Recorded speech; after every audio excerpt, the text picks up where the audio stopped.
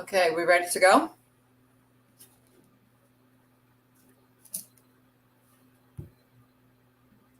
You may begin, Divine. Okay. So good evening, parents and children. I'm happy to see you all, well, to know that you're all here tonight for the sophomore year college information session. It may seem as if college is far off, but before you know it, it's here. So it's never too early to start doing some research and preparing for what is going to be a very big decision in a few short years. So welcome, and let's begin. So next.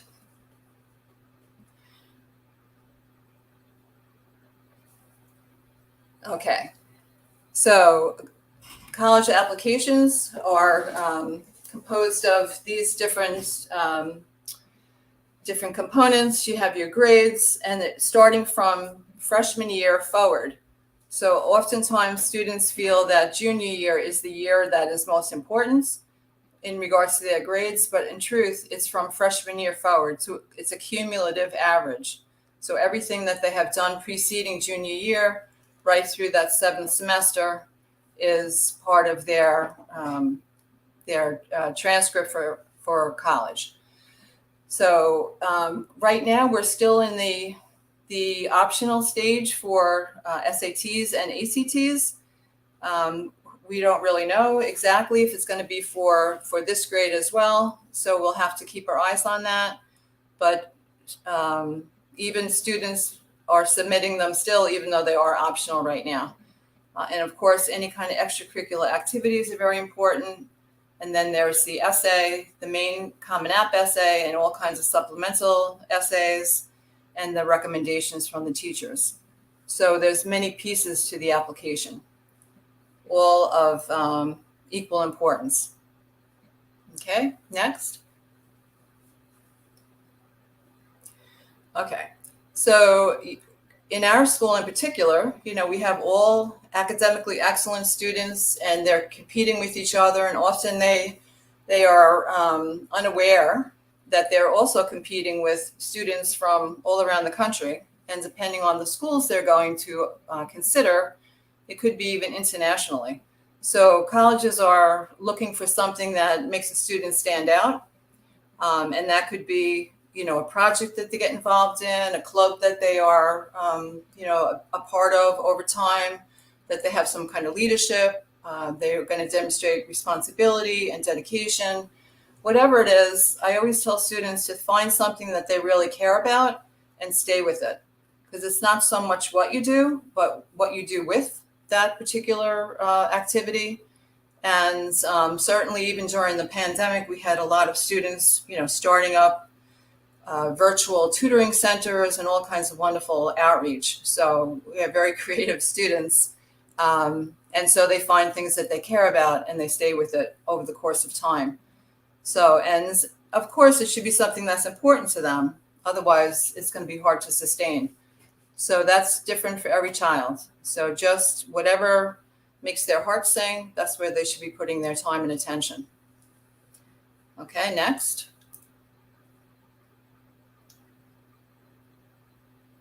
Okay, so starting from now, it's important to start thinking about what is it that I have to pay attention to. So the transcript, of course, is a very important piece. And so getting the best grades possible, try to remember that you're not, you're not in competition with the other students in the class, that you are really just paying attention to your own, doing your own personal best, and that, as much as you're able, you are doing what you can to make sure that that is as high as possible. Everything that you take through junior year is what is going to be considered for the application. However, it's not the end of the story, because we send information about what you're doing throughout senior year as well. But while they're deciding about you, they're going to be looking at everything that you took from 9th grade right through 11th grade. So again, as I said, you're going to start developing interests, things that you feel like you are willing and able to put your time to, whether it's a team, a club, or some volunteer project. Some students really like getting involved in our student government. Whatever it is that is interesting for you and that you're willing to commit to, that's what you're going to be really starting to look at seriously. You kind of had a little bit of a rest period for ninth grade where we weren't so pushing you so hard to make a commitments. But now, sophomore year, it's really important that you start narrowing your interests and dedicating yourself. So the other thing is, and again, this is going to depend on whether the SAT remains optional, but we're always looking at developing some kind of schedule for when you're going to take your tests, your SATs, and if you're interested, the ACT. So I just want to remind everyone that it's not necessary to be taking the SAT either the summer before junior year or even in the fall of junior year. The suggestion is always to wait until the spring of junior year to take your first SAT. And there's a lot of reasons for that. One being that students are maturing every minute that they're in school. So if you think of where you are in September and where you might be in the springtime of that same year, you're a very different person than you were when you started out. So you're learning more in your classes and you're just developing better skills. And by the time you get to that spring, you're in a good place to take that SAT. So I know a lot of students will not take that suggestion, but it is what we suggest because we don't want you to distract from keeping your transcript grades high, because that is, at the end of the day, way more important, especially with the SAT being optional. That the performance that you have in your classes is more important than one test that you take. So it's just another piece of the puzzle. It's not the whole puzzle. And a lot of times students put more weight on that than is appropriate and to the detriment of their class grades. So please be mindful of that. They give that test very often, so monthly. There's no shortage of opportunities to take that test if that's something that they want to do. You could take it more than one time. So there's plenty of opportunity to do that, even right up until the summer before they start senior year. So lots of times to do that. All right, next.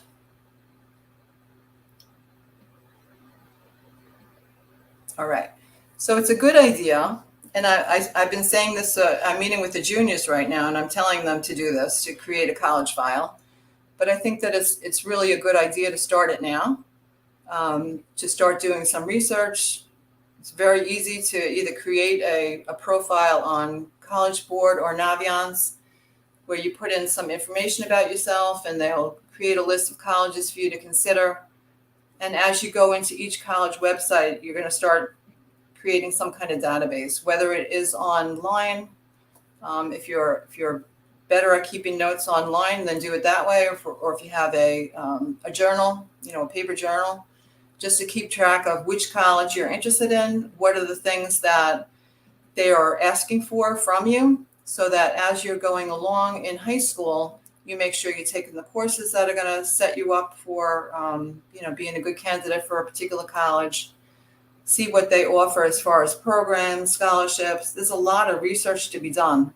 So it's a good idea to set aside some time at this point to just start doing that. And I know whenever I speak to students who have older siblings, they're much more knowledgeable because they have been watching their siblings go through this and paying attention. So that's always, a good thing as well, just to share that knowledge. Certainly, if you have the opportunity to visit any colleges, with an older sibling or even on your own with the family, it's a very good idea. Just to start getting an idea of, what is it really like to be on a campus? Is it something that you're considering to be living away in a dorm, or do you want to stay locally? Or all those kind of questions you can start exploring now, and just have, a better idea of what fits you. because what might be a good fit for someone else, might not be for you.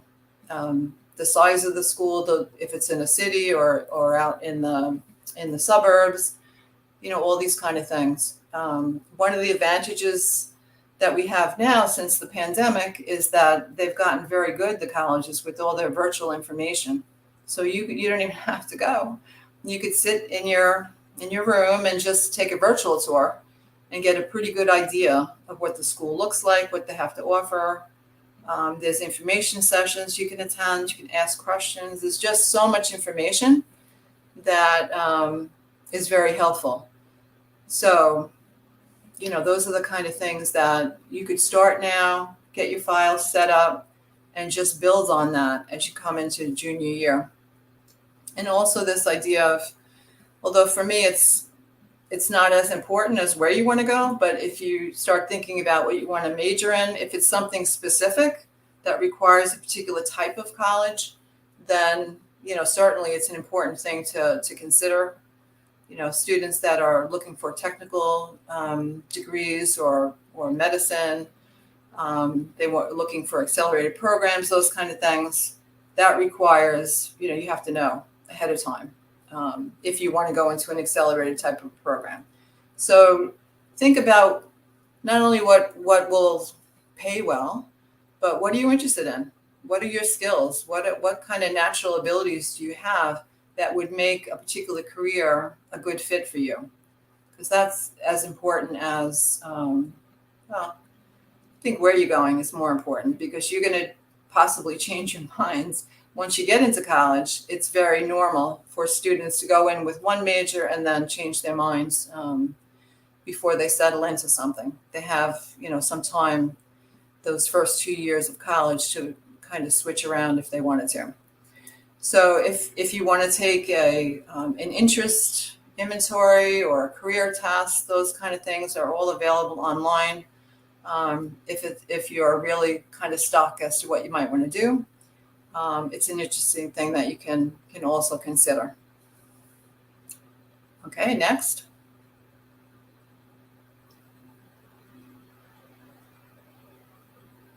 Ms. Kirschbaum? Okay, thank you.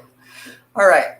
So I know you're in sophomore year, but we're always, pushing you ahead. So looking forward towards junior and senior year, just to kind of recap what I've already been talking about. So junior, both those years are super busy, but junior year in particular is a lot of stress attached to it because, as I said earlier, it's going to be the last transcript grade that the colleges are going to see while they're making their decision. It's not about you. It's not, especially early decision, early action.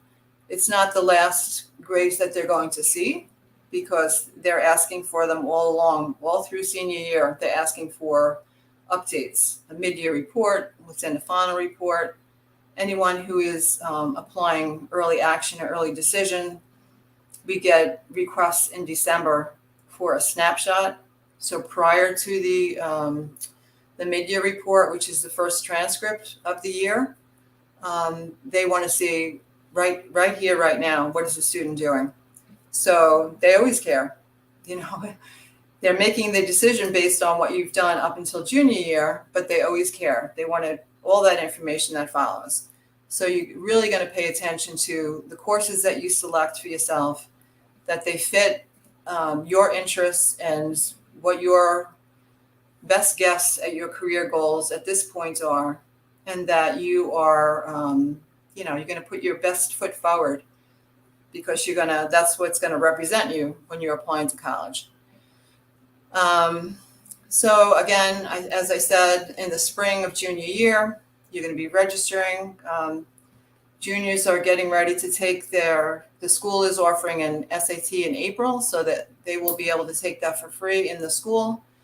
And surprisingly, this year, many of the juniors have not taken the SAT yet. So this will be their baseline test, and they'll see where they are. And, whether or not they're going to take it again will be up to them. And if they submit it or not will also be up to whether they want to do that. If it's still optional, they can decide whether or not they want to even submit it.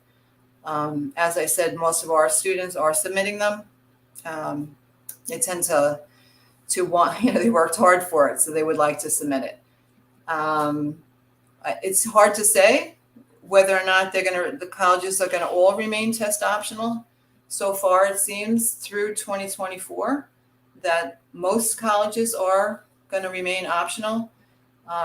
Certain exceptions, if it's a special program or if it's a scholarship program or the accelerated medical programs, may still be asking for those.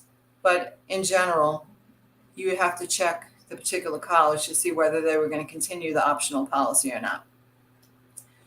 So as I said about deciding what activities you're going to put your time and attention to, this is really important because it's the commitments that matters to the colleges. And as I said earlier, not so much that you have to do any particular type of activity, but that whatever you do, you give your whole self to it, and you're very committed and you're dedicated, and that is demonstrated by continuation over time. So it's not something you did one year and you didn't do it again. It's better to have a few activities that you do over the long haul rather than multiple activities that you've done once or twice. So it's okay to do things once or twice, but it's most important that you do things over time. So whatever it is. And if you are able to secure a leadership position in that particular activity, then that's fabulous. But if not, I say this all the time to students, that even the fact that you have been a participant over time implies some kind of informal leadership. Maybe you're mentoring younger students that come into the club or the activity and helping them feel welcome and find their place and just providing them some direction without a title. That's still leadership. So it's all important. It's not just about who's the president. So, a lot of things that students take for granted, they don't realize how that reflects in a positive way on who they are and the character that they're building. So hopefully we're going to have some college fairs. We're unfortunately, because of the ongoing concerns with the pandemic this year again, we are not having a college fair. But we have created these classrooms for each grade level. And so for the juniors, we're posting all the virtual events that the colleges are sharing with us that they're doing. And there's some virtual college fairs that are happening that we also put up so that there's some kind of connection. The colleges are opening their doors to on-site visits now. So all that information we put in the classroom and students can scroll through and make their decisions with their families. What's the best way to go? To stay virtual or to, take a road trip and visit some schools. If it's possible to do that, it's really wonderful. It's a great experience as a family. And certainly I have fond memories of doing that with my own children, that it really makes college real, that it's coming, and to really see whether or not, once you're standing on that campus, whether or not that's a place you could spend 4 years. So if it's possible, it's a great thing. But these virtual opportunities are excellent as well. So every junior, that's what I'm in the middle of doing now. I'm meeting with every junior and sitting. I'm supposed to have 20 minutes with them. And the women in my office are often like knocking on my door because it's a very big deal to present all this information. And some students have real thoughtful questions and concerns, and the conversations can go on quite lengthily. And I invite them to come back because I know I have to meet with everyone. So there's only so much time, but it certainly gives us a good starting point, and it gives me some information about those students as I'm meeting with them, and they're sharing their dreams and concerns and thoughts and questions. It's been a wonderful experience for me. I go home energized from all of I say to my staff all the time that these students are just so amazing. And they laugh at me. Everyone's a superstar and everyone's a rock star, because that's just how I feel as I'm talking to each one of them. They have so much to share and so much insight and dreams. It's really fabulous. So make sure that when you get your invite to that session that you come, and everyone is invited to, of course, come back if they have more questions. And we have all these wonderful events, and everything is, because we're doing it virtually, it's going to be posted on the classroom, and you could watch this again and read through the information again and whatever you need. It's a very exciting time. It really is.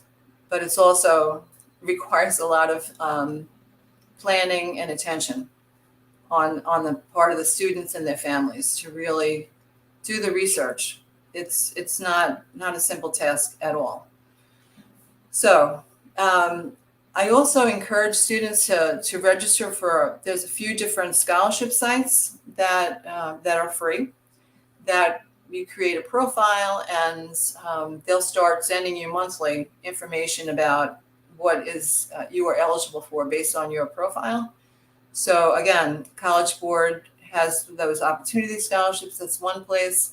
I also publish all scholarships that come across my desk, and we started adding them now also, not only publishing through Naviance, and I send them to the parents too, just so parents can keep an eye out and remind their student to check out the scholarship, but we're putting it in the classroom as well.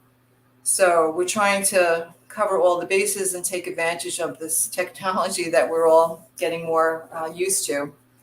And that's a whole nother job. It's one thing to apply to college, and then a whole, how are we going to pay for it? So there's lots of scholarships available, and it's the other part of, once you decide where you're going to go, then you're going to start applying to scholarships. Some of them you can apply in junior year too, which you'll be hearing about those next year. Okay, next. All right. So senior year is, I don't know if it's busier or as busy. It's a busy time. The complication with senior year is that you're applying to college now, that you've done all your research and you're ready to go, but you're also in school. So you're trying to manage your time as best you can. And if you have done the planning that is being suggested now and will be repeated next year several times, then you'll be in good shape. And always the suggestion is that things get started over the summer rather than waiting until September to start especially the writing. The Common App essay is something that can be done prior to returning to school.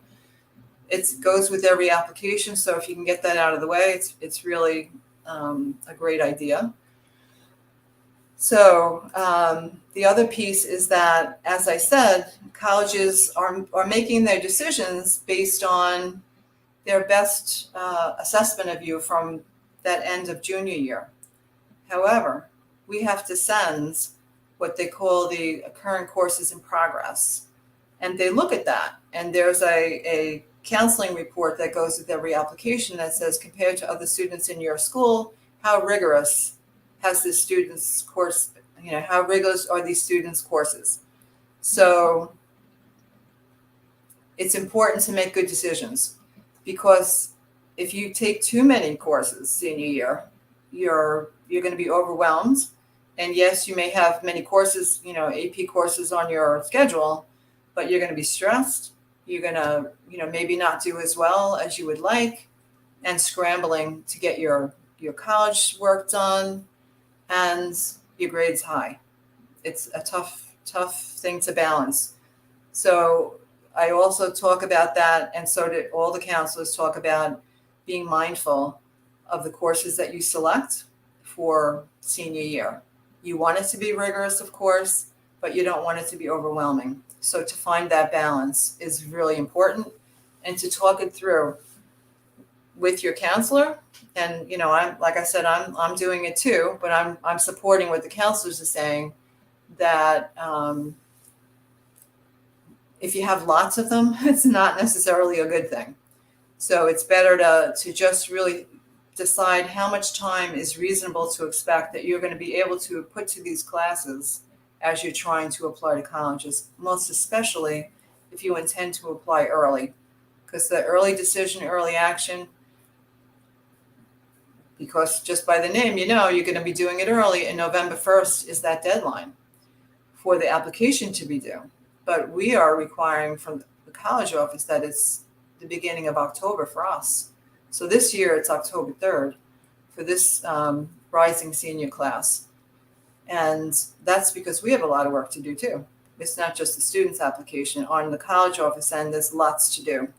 So we have deadlines, the colleges have deadlines. It's a busy, if you're applying early, the first 2 months of school is incredibly busy, and you're in class. So teachers are understanding to a degree, but there still will be tests, there'll still be presentations, there'll be all these things. So make a good choice. Keep that in mind, that you're going to make a good choice of what is reasonable to put on your plate senior year. That will be rigorous, but not overwhelming. Keep in mind, if you've been creating this list of colleges all along the way, one of the things you're going to check for is what do they expect you have taken before you come to them. So, of course, everyone takes 4 years of English, 4 years of social studies. However, you don't have to take 4 years of math and science and language, foreign language, in a general sense, to graduate. But in our school, to graduate with honors, everyone's taken 4 years of everything, excluding Russian. Many students opt out. So you have to be mindful, if your college wants 4 years of foreign language, that's important to know. Because if you decided you're not going to take Russian senior year, it could be a problem. So just, again, with the research, gathering the information, checking for these kind of things to make sure if they expected that you took, an advanced math course, like an AP calculus, that you've done that. If they want AP sciences, that you have done that. All that is information that will be within the college website, and you have to kind of dig in and tease out the information. So that if you get used to it, you'll be in good shape. So when we're talking about going away to college, the type of college: private college, public college, college with a religious affiliation, large colleges, small colleges, suburban colleges, urban colleges. All these things you have to think about. Where are you going to be most comfortable? If, in fact, you're going to be dorming somewhere, all these things. And the cost, of course, to attend is going to vary across, from private to public. And certainly, the more prestigious the school, the higher the price tag. So all these things that you have to keep in mind and have conversations about. And, they're hard conversations to have. So if you start early, you get used to having them, and get used to the different ways that you could apply. The majority of students are going to apply through the Common App. There are some schools that do not use the Common App, such as MIT and Georgetown come to mind. They have a separate application, and anyone who is interested in those schools will find that out quickly, that those schools don't use the Common App. There would be a school-specific form. And then if you go over, the Common App allows you to apply to 20 schools, which is plenty. But some people are inclined to apply to more, and they use the coalition to, the overflow of colleges they're going to apply to. So in my perspective, if you've done really thorough research, there's no reason. 20 is plenty. 20 is a lot. But everyone will make their own decisions about that. It's a lot of work too. The more colleges you apply to, the more work is associated, because every one of them is going to ask you for at least one supplemental essay or a, why us kind of a sharing and, personal statement. Some of them multiple, depends on the school. So it's multiply that by, many schools. It's a lot of work while you're in high school. All right, which is important to remember. It is the new year, and you are trying to finish strong. So you'll have to, again, decide whether or not it's not necessary to apply any of these early ways: early action, early decision, restrictive early action. Certainly, the majority of students outside of our school apply regular decision. We tend to have quite a number of students that apply early for a variety of reasons. One, they think that it gives them a better chance. And I always say early decision, perhaps, if you qualify, will give you a better chance, but not without a price, because you don't have you're saying yes without a financial offering. So it's a little risky. The others, the restrictive early action and the early action, there's no contractual agreement to attend those schools, just that you're very interested and you'll get your answer earlier, which a lot of our students like that. They want to find out in January, not April, what schools are accepting them. So these are all things to think about, to talk about, to decide how you're going to move forward. And really, of course, finally is, how to pay for all this. So do some research now about the financial aid process. We will have a financial aid information night, of course, but the more information that you know ahead of time, and you just educate yourself on what the process is. And again, for private schools, in addition to the FAFSA, which everyone does, they have the CSS profile, which is very specific, asks more specific questions than the FAFSA does. So if you have siblings, older siblings who have been through the process, again, you'll be knowledgeable already. So that's a helpful thing. There's a lot to this. So that's why we're talking about it now, so you can start thinking. Okay, next. All right. So what are you supposed to do specifically right here, right now, is do the best that you can academically. Get your grades as high as you can. And when I say that, I don't mean at all costs, because we need to take care of our body, minds, and spirit. So keep all that in mind, and it's your personal best. It's not somebody else's personal best. You can practice SATs. We have the Khan Academy that is free, and you can go on and you can try out some of the questions and do it at your own pace. We have in the college office, we have physical booklets if you're, like to have that paper. You can buy the big SAT practice books, or in our library at Tech, we have them up there. You could sit and look at them if you want, just to kind of get used to the taking of the test. SATs and ACT are two very different types of tests. ACT tends to be content oriented, and it's got a science component to it. So some of our students prefer that. And then the SAT, I think that most people are used to, that it's a matter of learning how to take that test and seeing, learning to discern what the question is that they're actually asking you. So the more that you take these things, you get used to the patterns that develop, and it becomes easier. It takes the stress off if you practice. So also, because again, this is, right now it's still all optional, but it's a college by college. It's an unfortunate truth that there is not a standard way of doing things for the colleges. So you have to really see what are their requirements. Whether or not there are some schools that are test free. They do not even pre-pandemic were requiring the SAT. They relied upon, the transcripts and the students' writings and the recommendations exclusively. So, but the majority are or were using the ACT or the SAT. So you have to, again, as you're researching, you're going to make note of whether or not they're projecting forward to 2024. Many of them are already, because I'm getting notices all the time that through 2024, we're going to be test optional. But again, there are 4,000 schools. So it's impossible to know unless you check exactly what each school is deciding to do.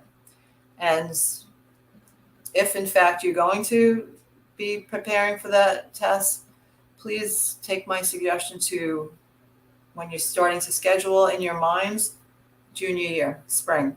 That's when you should be scheduling that, not prior to. There's other things you should be doing. Your activities, your GPA should be a concern, not preparing for an SAT.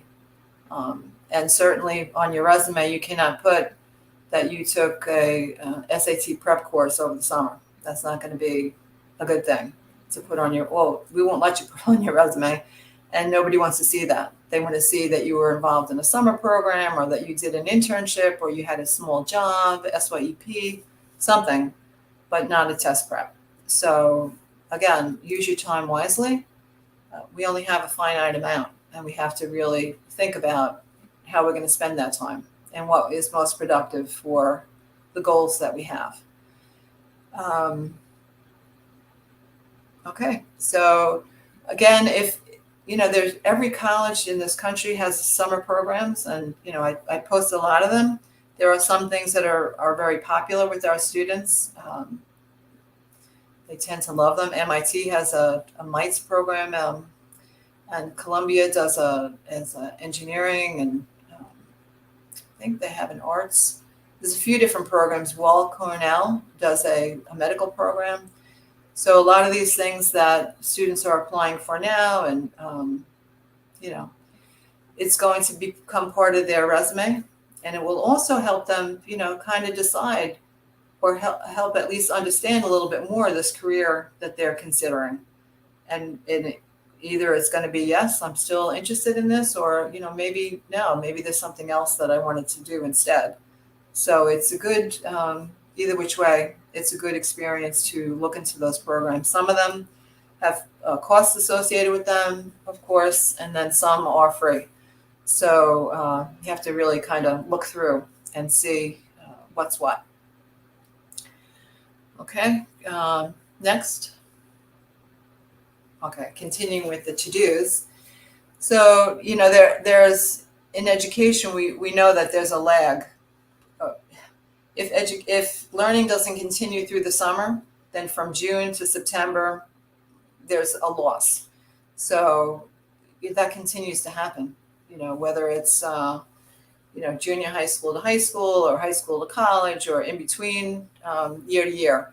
So to keep the brain active is a really important thing. And that doesn't mean, you have to overload yourself, but make sure that there's something that's interesting to you, that's going to occupy your time, that's going to help you start making decisions about where you're going to put your attention, is a good idea. And those things that occur on college campuses, they're starting to open up. Some of them are still doing virtual summer programs, but there are some that I have seen that are going to be in person. It's a really unique opportunity to be, on a college campus doing a program and getting an idea of, what it feels like to be there. The physical space, and just getting comfortable with that this is what college is going to be like. It's a great opportunity. And it will help you, like I said, further develop your interests and get a little more deeply involved in them. So again, now I'm repeating myself. I feel like I do this ad nauseum, but research the possible majors based on your interests and your careers and your personal interests and abilities, not somebody else's idea of what's good for you. I know I laugh about it all the time with my own children. I had, my son being an architect, and my daughter, I thought she should be a nurse. And I think I did mention it to them briefly, and I was quickly shut down. And neither one of them are either of those things today. So, they are happy and successful.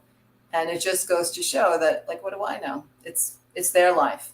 And so communication is really important, but allowing, for the parents to allow their child to explore, and for the child to really look into themselves and say, what do I really want to do? It's interesting that, in the freshman year, everybody wants to be a doctor or an engineer. And then as we go along, it starts to shift around. And, some people want to do other things, architecture, computer science, and there still are doctors and engineers and stuff. But there's so many careers out there that, you could do anything. If you can imagine it, you can either create a career for yourself or find a career that's already in place. So just keep your mind open, and pay attention to yourself, what's working for you. And again, back to that, if you're starting to research now, which I think is a great idea, keep track, because after a while, every college seems to be the same. They're going to blur together, and it's hard to keep track of, which college wants what. And also, the other thing to really keep track of, for multiple reasons, is the things that you're involved in, your extracurriculars, if you're doing any volunteer work, if you are, all these programs that you're doing, if there's college credit that you're earning, you have to keep track, because again, by the time you're getting to the point where you're putting this all into your application, you're going to forget what you did freshman year. So just keep it in one place. This is my college stuff, and really keep track of it. You're going to need it for NHS anyway, if you're going to apply for that in junior year. So the more that you keep track of it, the easier that's going to be. You won't be scrambling to get the documentation of what you've been doing. And, start putting together a resume. I think that everyone probably had Mrs. Patrick's class where part of what she did was help you understand how to put a resume together. And so, start doing that. Keep a template.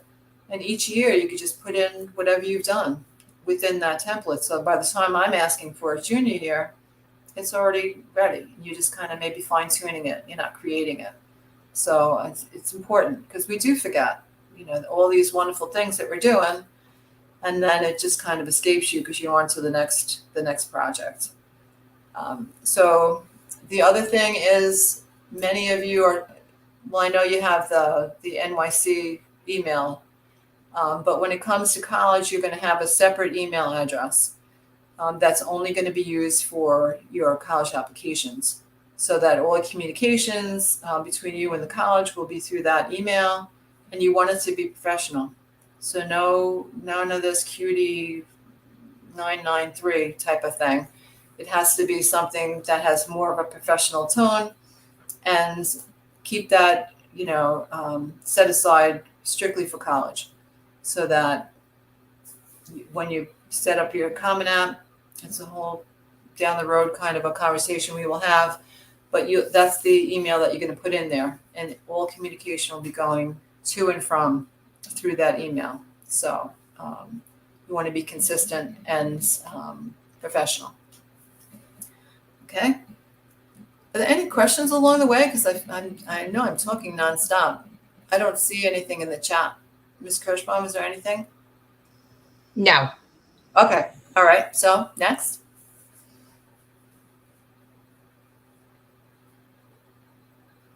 Okay.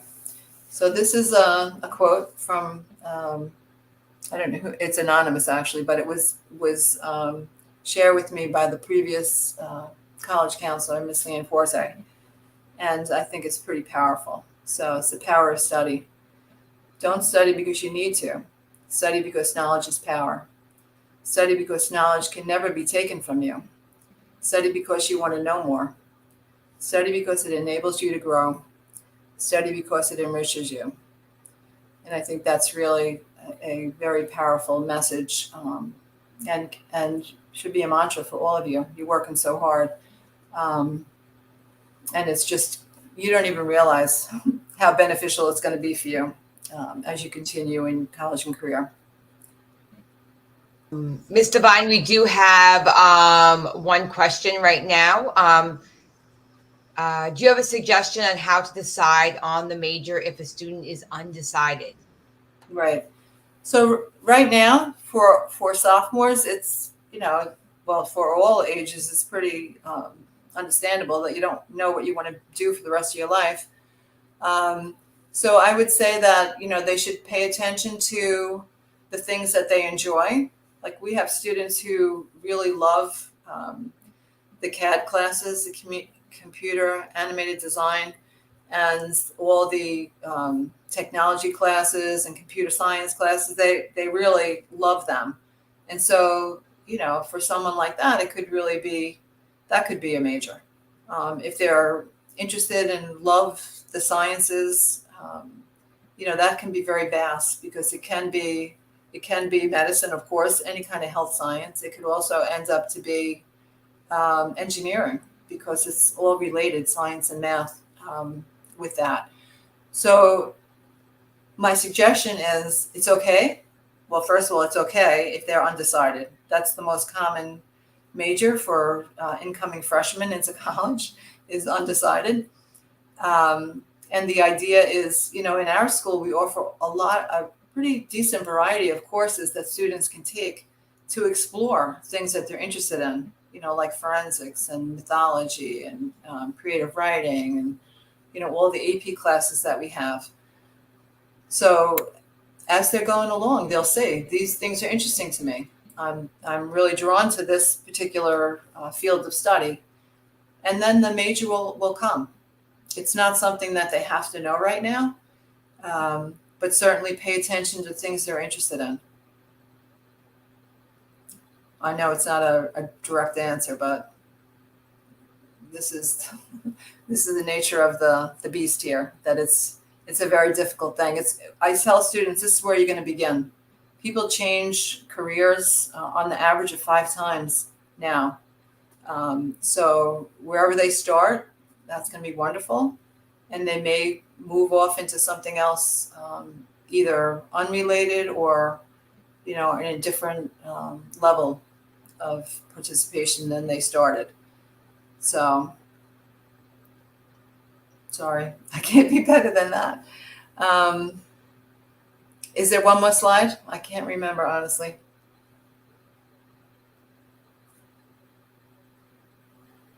No, there's not. Okay. All right. So it looks like we're done a little bit early. If there are any other questions, I can take them. Oh, so volunteer. Yeah, I can see them actually. Okay, great. It's popping up. So volunteer work, I wouldn't say that it's more important than a paid job, but it's very important. And the value of volunteer work is that since you're not getting paid, it's a character builder. So, every child gets a counselor letter along with their college application as standard. So they get the teacher recommendations and then this counselor letter. And the counselor talks about the character. So the character is demonstrated by the things they do. So the volunteer work, it's really important. Internships, really important. Paid job also has a place, because then you're learning money management and how to budget and responsibility. And, so everything has its place. And I think that with the younger students who are not, it would be hard to find a job at 15 or 16 even. So volunteering and internship is a great alternative. And then, I hesitate with the paid jobs, because then sometimes students get distracted from school, because it's nice to have, some money in your pocket, and suddenly that's more important than your grades. So it's always about finding the balance and knowing the individual student, what they're able to really handle effectively without compromising their school. So it is very important, but I wouldn't say more important.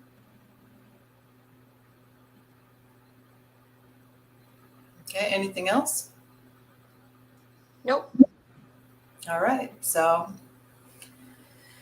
I guess we can close out. And this is going to be posted on the sophomore. I wanted to mention it will be posted on the sophomore classroom for students to look back on if they choose. I also created a Google Voice number for the purpose of me being able to text message students. Used it very much during the pandemic, the height of the pandemic when I was home, and it was much more effective than trying to call students from a blocked number. And so we incorporated it into the college office, and that'll be also on the stream for the classroom to alert students when, of course, all the other means that we use normally, which is the email. But when we need them during the school day, if we can send them a quick text while they're at lunch, we can get their attention quickly. It's a good thing. Okay, so this question is, do you have any advice on what major I should choose if I am both equally interested in engineering and computer science? I think they go together very well, actually. I think that you could probably, if you wanted to, double major in that, engineering and computer science. So there's a lot of, once you get off into college, you'd be surprised how you can put things together and either have a major and a minor or a double major, all different things that you can do. But in particular, engineering and computer science, I think, are very compatible.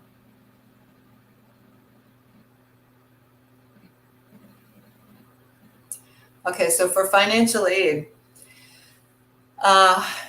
so everyone fills out a FAFSA, which is the federal financial aid form, and we'll have an information night on the ins and outs of how to do that. So that's something that gets done in October, starting in October of senior year, and every year thereafter, while you're in college, you will have to do another FAFSA. So that goes to all the colleges that you're applying to. They'll have that information. In addition, if you're applying to a private school, as I said, they have what they call the CSS profile, and that is a separate application, and you, per college, you fill out that form and then you send it to the particular college that you are applying to. And that's at the point of application. Of course, if you're once you're accepted, you have a little ability to possibly negotiate.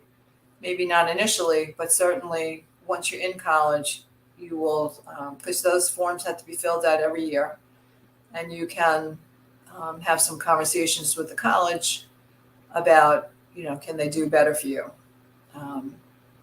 It all will make sense for you as you get closer to it. And we have these specific information nights where we talk just about this. Okay. So all volunteer opportunities, well, most volunteer opportunities are going to be on the school website. So if you're not used to checking the school website, it's a good idea because a lot of great information gets put there as well. We're just starting. We just added actually an opportunities link in our the classrooms that we set up for each grade level, where it's kind of evolving. So it will be coming, but for now it's already on the school website, so you can go right there and access all that information.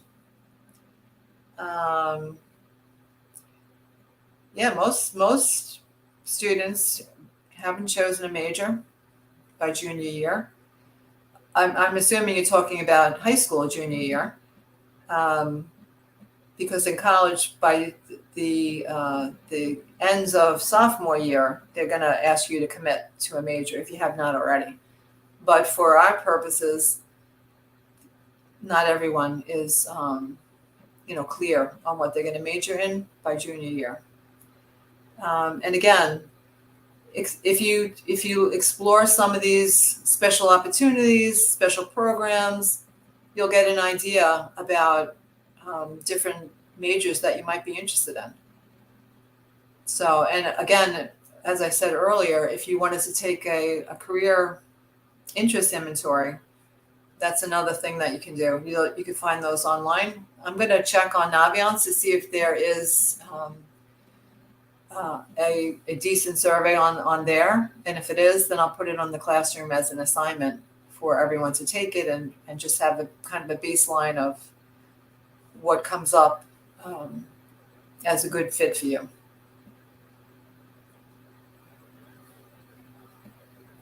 All right, I don't want to rush anybody off, but I think that are we close to the hour? That we are. Okay. All right. So teacher recommendations are something that you're going to be asking for in junior year, unless, of course, if you're talking about a program right now that requires a recommendation. And a lot of students are asking their teachers for recommendations for summer programs and things like that. So I'm not sure which of those you're referencing. But if you're talking about college, then it's the spring, like now through April, that we suggest you ask your junior year teacher, one STEM teacher and one humanities teacher, whether they would write a letter of recommendation for you. They say yes. Then come the following September, you'll send them a link from Naviance and everyone's happy. They can upload their letters. The counselor recommendation is technically my responsibility. So as the college counselor, I write the letters. There are situations where students have very close relationships with their guidance counselor, and so they may ask them for the letter, and that's fine. Then the counselor will just let me know, and we'll, make sure that the counselor writes the letter rather than I. But the standard is that I write the letters for college.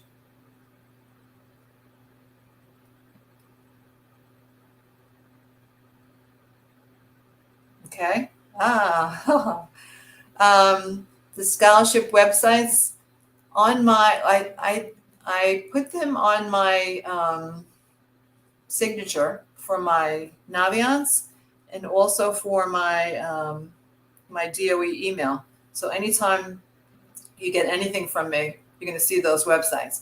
But it's the College Board Opportunity scholarships, which if you just went to College Board, you would be able to find that easily. And the one that I encourage students to sign up for is called Going Merry, all one word, goingmerry.com. And you'll create a profile, and it will send you all kinds of information every month about what you are eligible for. And FastWeb is another free site where you can get things. And we have on Naviance as well. We're working on cleaning up that scholarship section, but there is on your Naviance account, you would be able to see a section on scholarships. And as that's being updated, you'll see that it's more accurate. But those websites I'm talking about will send you directly to your email, whatever you're eligible for. Okay? You have to get used to checking your emails. I know it's pesty. I have to check multiple emails all day long. But a lot of good information comes out, so you have to really just get in the habit. And if it doesn't apply to you, then just delete. But there's good things that are posted as well in our website. Okay? All right, so I'm going to close out, and I'm in 139. So certainly if you have other questions, you can always come in and, take advantage of the new office that we're in. Try to encourage people to get used to coming in and asking for things. All right. Best of luck, and I will see you soon. Take care. Bye now. Thanks for coming.